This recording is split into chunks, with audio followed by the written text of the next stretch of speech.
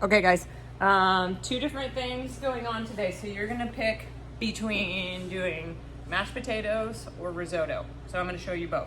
So for mashed potatoes, you wanna start out with cold salty water.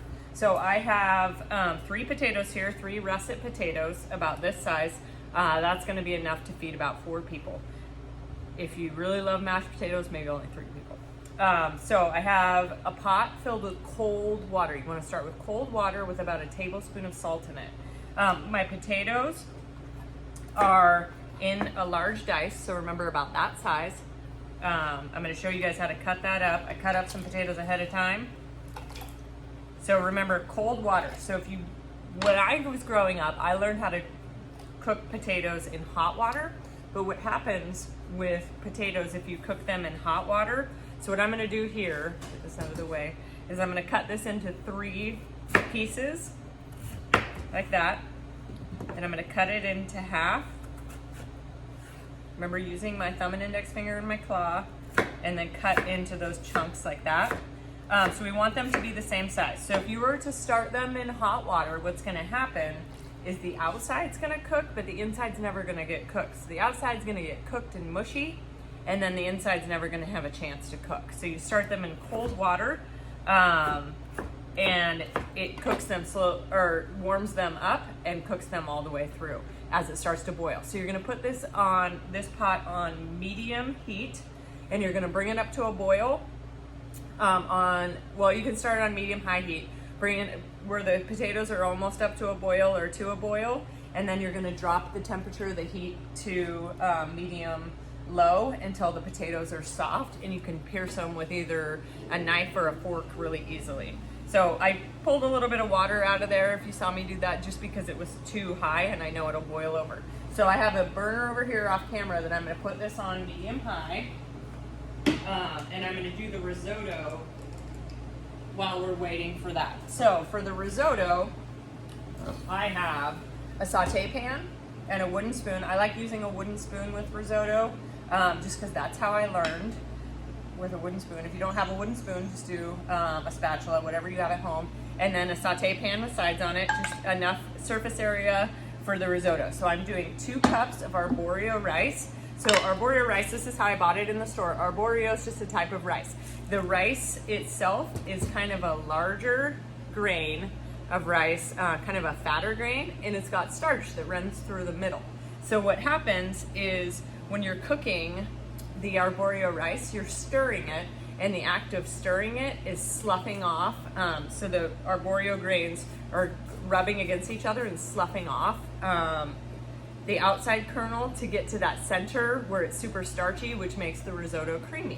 So it's kind of low and slow, and we'll be adding stock as we go. So I have chicken stock that I warmed up here, a pan of chicken stock. It's hot here. You can do vegetables in this if you want to. I'm just gonna do a shallot. You can do any type of onion to start it off. So I have butter. I have 2 tablespoons of butter that I'm gonna melt in my pan while I'm cutting up my shallot. The shallot's just a type of onion. It's just got a really nice flavor on it, and then I'll finish it with a little bit of green onion for color. So for shallots are in 2 different pieces. So I'm gonna cut that in half, and then for the pieces, I'm gonna cut those up, just like that. And then it's the same thing with an onion. I'm gonna pull off that outer skin. For this one, so this was another piece that was stuck inside of there. I'm just gonna slice right through that, just that first layer, so I can pull off the outside. And I'm doing this all while my butter is melting. So I just have it on medium-high heat, and I'm gonna saute the shallot in with that butter. So you can cut your shallot just like you cut your onion. So with that root end facing away from you, and just do little dices. I'm just gonna do small little pieces.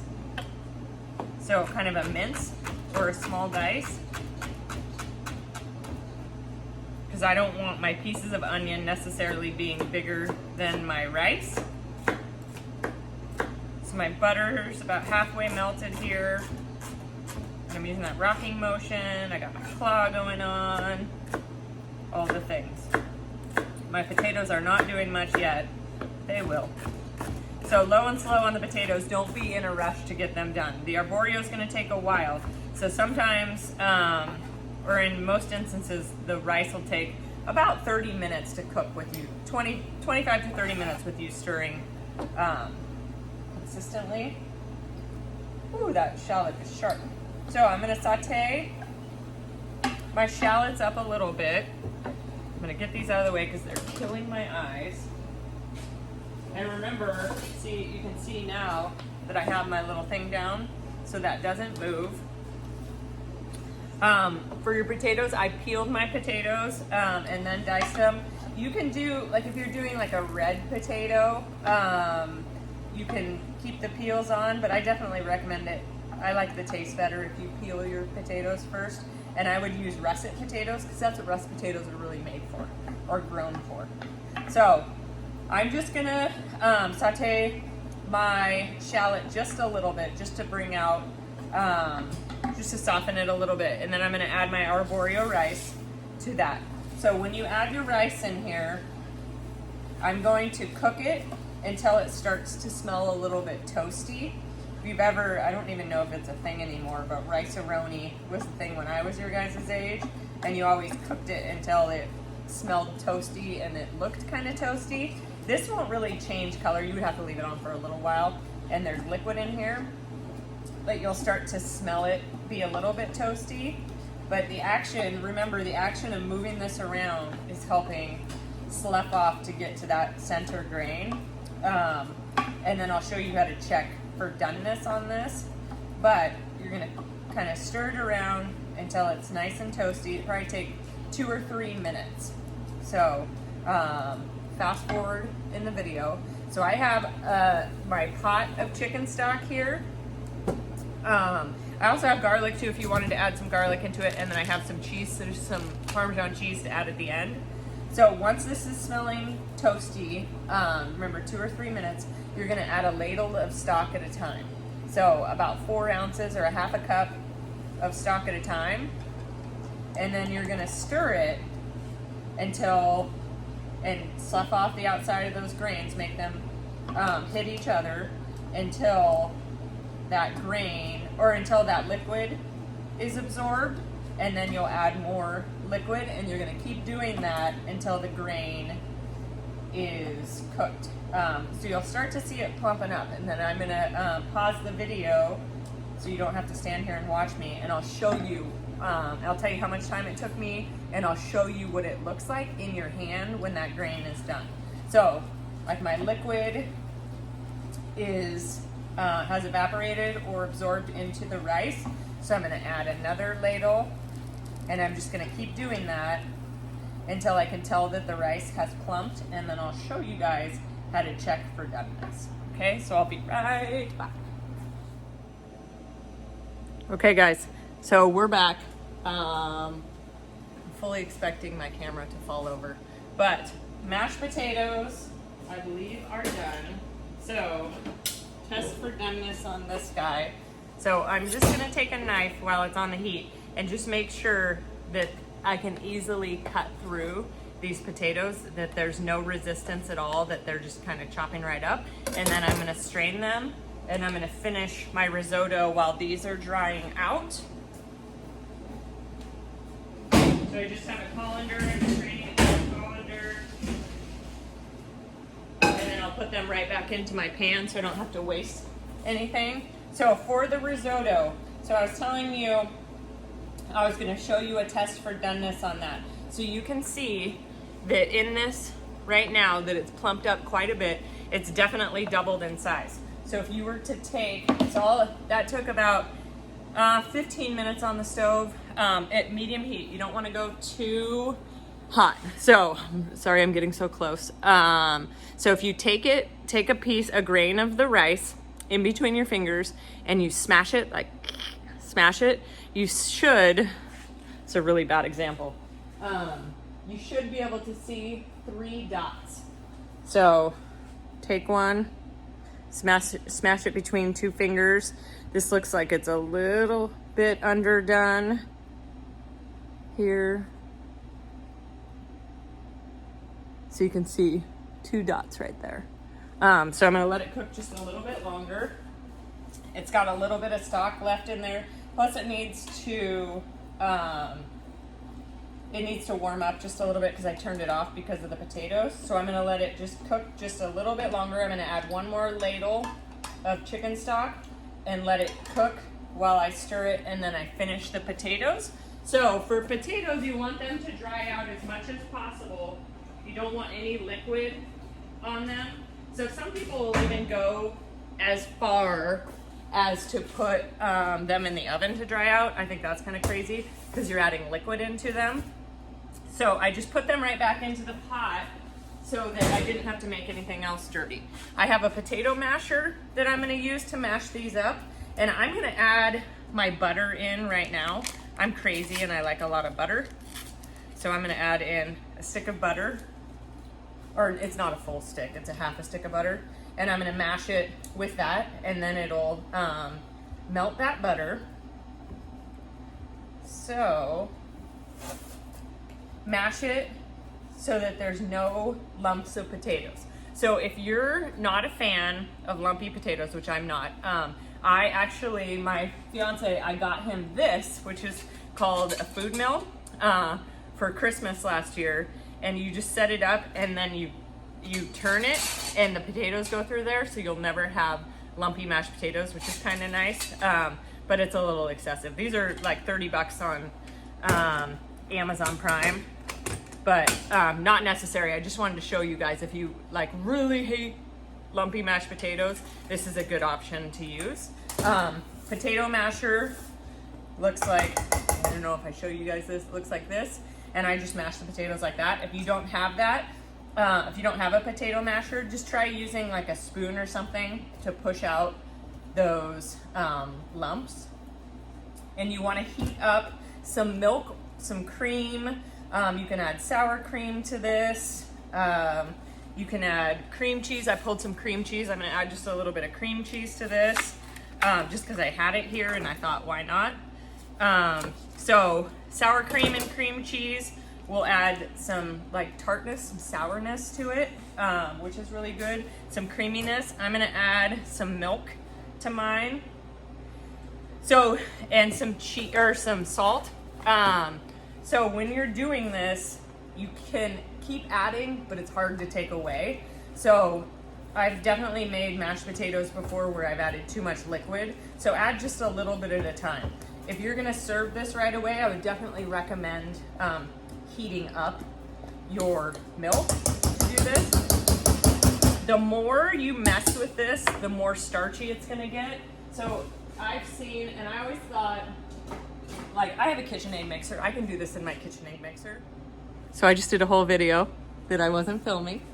And so mashed potatoes, I drained off the potatoes. Once you can cut through it really easily with a knife. So when they're in the pot, you can take a knife and there's no resistance is when they're done.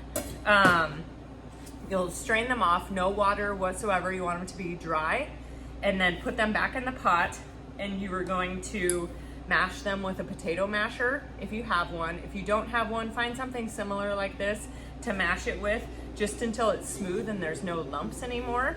If you're not a fan of lumps in mashed potatoes, this is called a food mill. They're inexpensive on like Amazon. Not necessary, but if your family loves mashed potatoes and you want to get one of these, they're kind of fun to play with.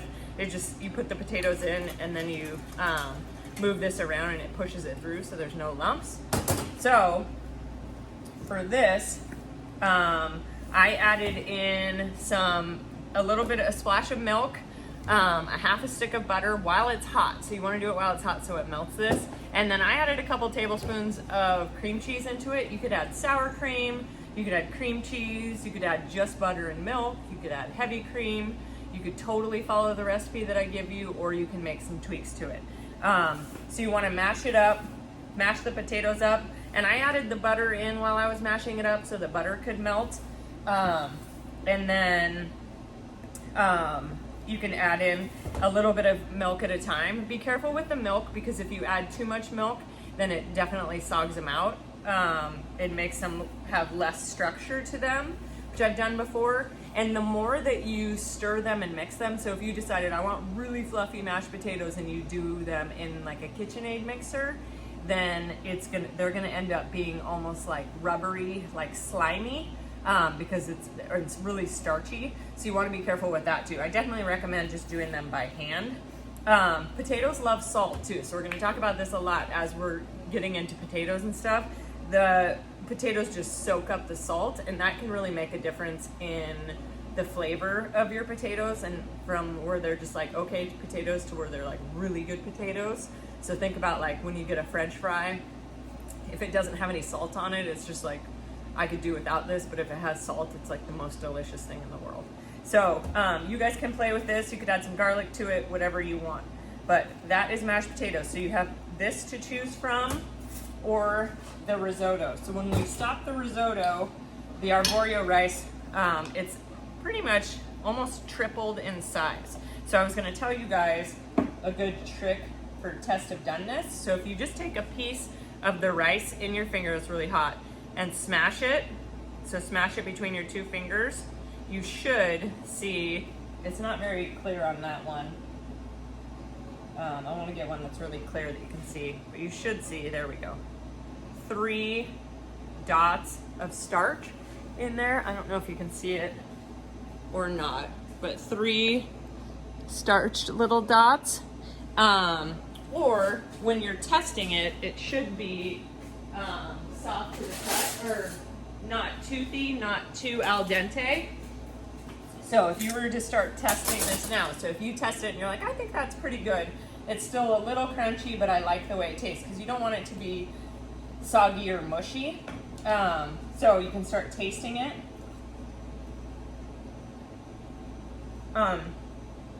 It's definitely a little crunchy, but I like it, and I think it's going to carry over a little bit. The salt is really good on it. I'm going to add just a pinch of salt more. And here's where you can start playing with it. So if you want it to be more creamy, you can add some butter to it. If you want it to be even more creamy, you can add some cream to it. I'll just add a splash of cream just for funsies. You can add cheese to it. So I have some Parmesan cheese here I'm going to add to it. It was in a salad kit that I didn't use. So, and just make it your own. This is super delicious rice dish. If you wanted to add, so it's often served with a protein, but if you wanted to do some vegetables with it, a lot of the times like I'll saute up some mushrooms a little bit with my shallots, and then I'll start doing the risotto in there, so the mushrooms are kind of cooking with the risotto. You could fold in some roasted vegetables to it. That roasted cauliflower would be good in it. I've done roasted butternut squash in it. So at this point, you would roast something in the oven, and then at this point when it's almost done, you would fold it in and then test for doneness. Okay, so we'll talk about this more and we'll learn about it more on Ruby, but I wanted to show you guys what that looks like. I'll cook it just a tiny bit longer to get some of that liquid out, but it should be nice and creamy like that. And not too overdone. It should have a little bit of tooth left to it. Okay, thank you.